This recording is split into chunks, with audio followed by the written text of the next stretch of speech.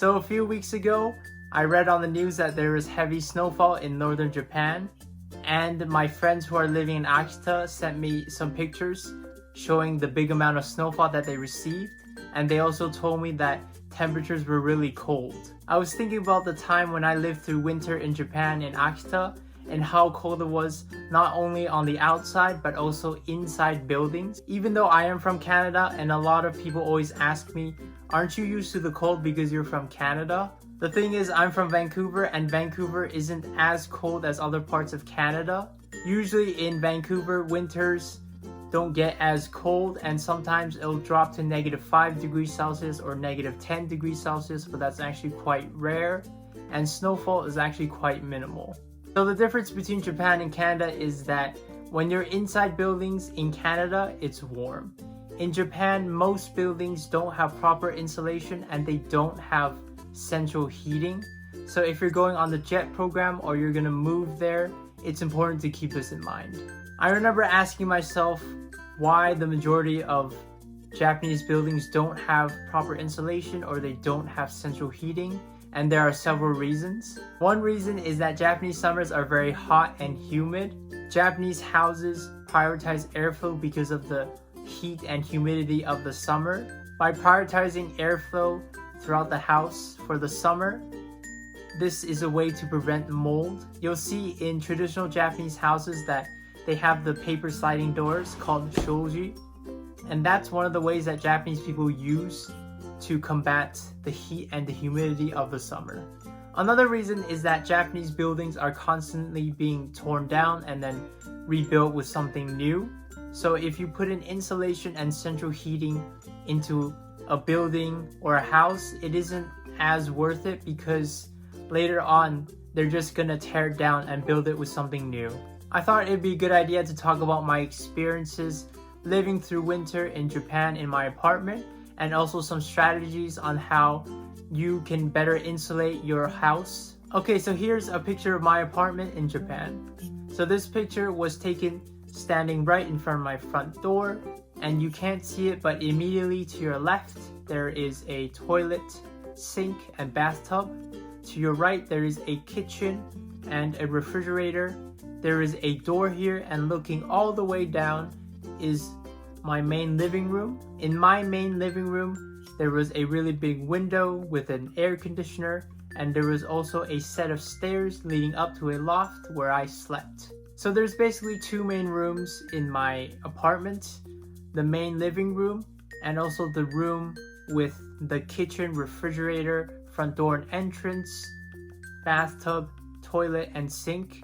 And for that room, I will refer to that room as the unheated room, and you'll later see why. Okay, so this is a view from the top.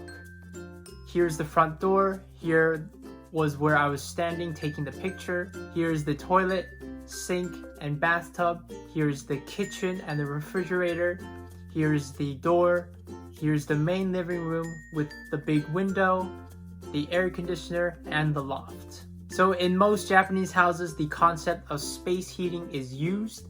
Space heating means that you just heat the room that you spend most of your time in. The main living room was where I spent most of my time, and that room was the only room in the house that would be heated by the air conditioner. The door separating the main living room from the unheated room would keep the heat in the main living room, so the unheated room had no heat. So the unheated room would be very cold in the winter. It would be very cold while I was cooking or while I was showering. My jet friend who also lived in the same apartment complex had the same apartment layout as mine, and they told me once that they measured the temperature during the winter and it went down to 9 degrees Celsius.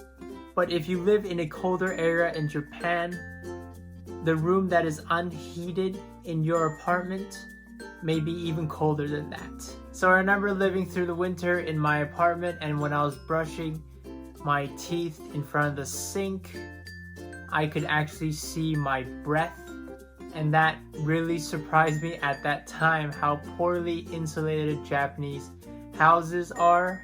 It's also important to keep in mind that the floor will also be very, very cold.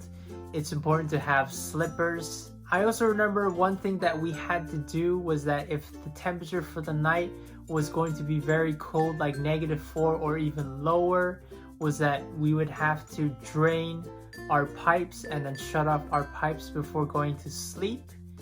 Because if we forgot to do that, then the pipes would freeze over during the night, and then in the morning, if we were to use the water, the pipes would explode, and then we would have to pay thousands of Canadian dollars to fix the pipes. And then for several weeks while the pipes are being fixed, we wouldn't have access to water. So it was one important thing that we had to do if the temperature was going to be very cold during the winter. So actually,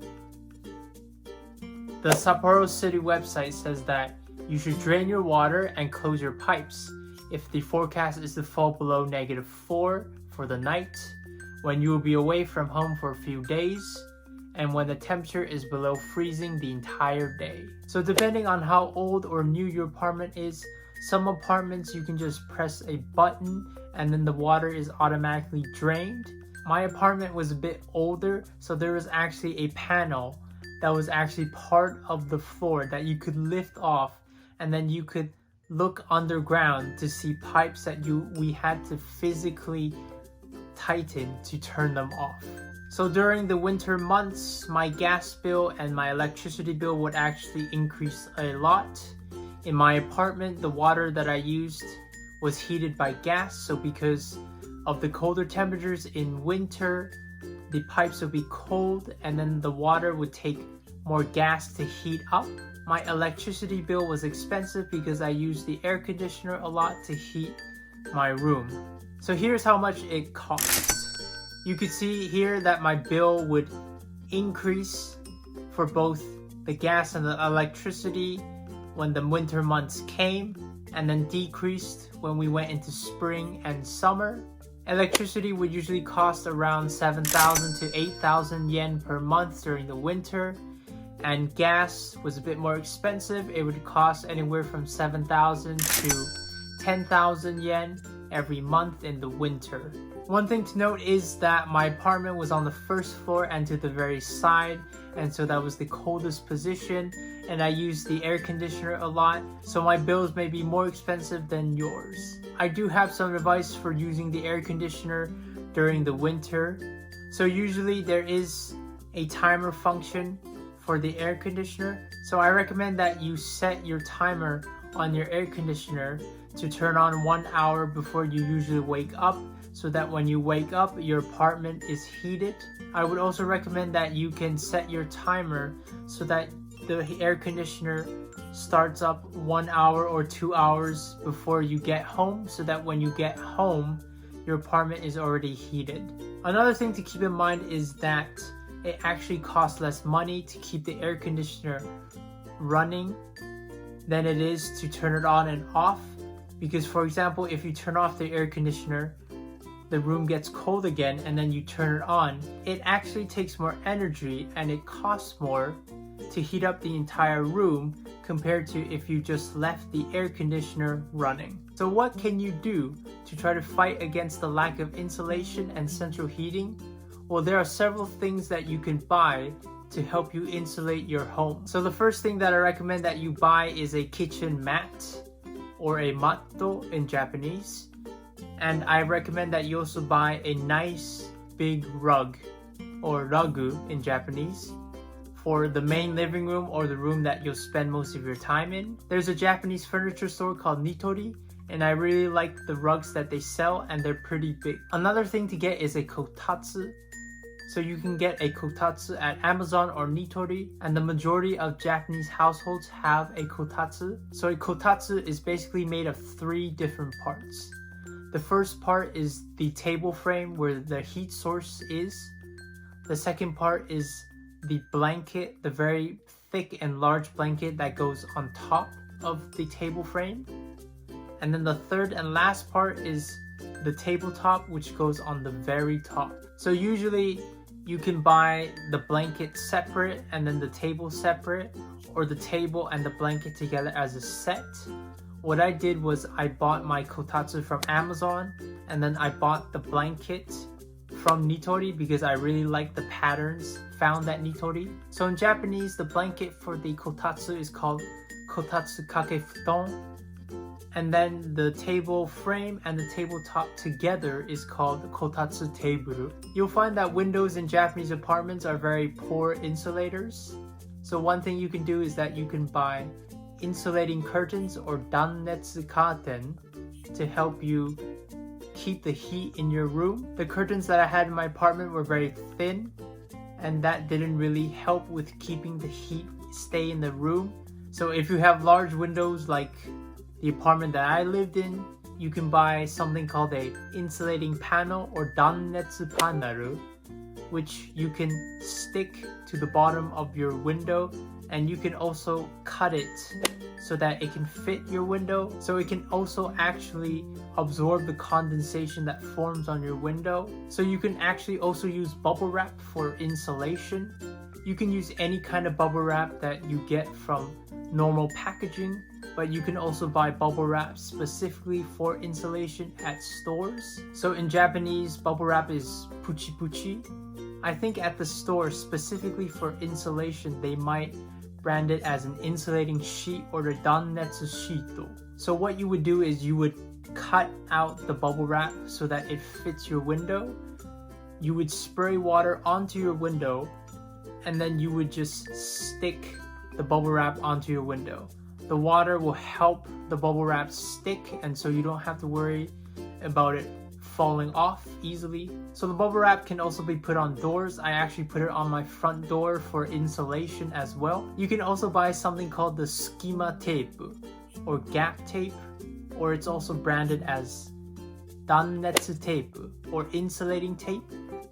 So you can put this tape on the panels of the windows to also help with that insulation. So that door I was talking about separating my main living room from the unheated room, actually when I closed that door, there was actually gaps between the door and the frame. So I would put this insulating tape or dannetsu tape within that gap to try to prevent the cold air from getting in and the warm air from escaping. Okay, so here's my window in closer view. So the curtains I had were very thin, so I replaced those with the insulating curtains I just talked about. So on the bottom, the insulating panels would be put across the window. So the condensation would drip down and these panels would absorb all the condensation. Then on the top, I would put the bubble wrap.